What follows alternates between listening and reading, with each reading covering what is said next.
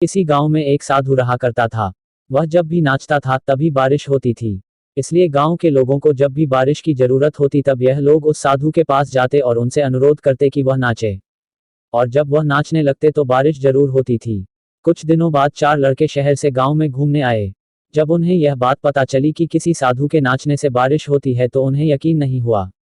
शहरी पढ़ाई लिखाई के घमंड में उन्होंने गांव वालों को चुनौती दे दी कि अगर हम भी नाचेंगे तो बारिश होगी, और अगर हमारे नाचने से बारिश नहीं हुई तो साधु के नाचने से भी बारिश नहीं होगी। अगले दिन सुबह सुबह गांव वाले उन चारों लड़कों को लेकर साधु की कुटिया के पास पहुंचे।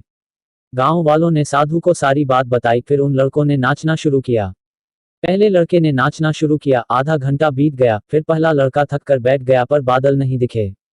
कुछ देर बाद दूसरे लड़के ने नाचना शुरू किया और 1 घंटा बीतते बीतते वह भी थक कर बैठ गया। बाकी दोनों लड़कों ने भी ऐसा ही किया पर बारिश नहीं हुई। अब साधु की बारी थी, उसने नाचना शुरू किया।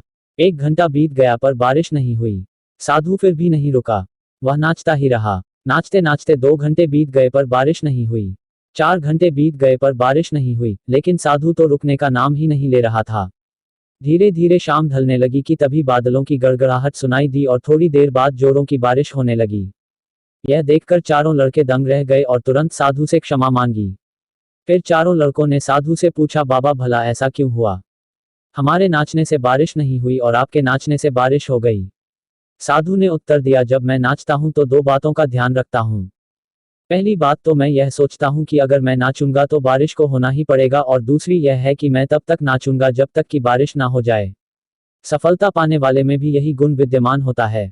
वे जिस काम को भी करते हैं उसमें उन्हें सफल होने का पूरा भरोसा होता है, और वह तब तक उस काम को करते हैं जब तक कि उसमें सफल न हो जाए।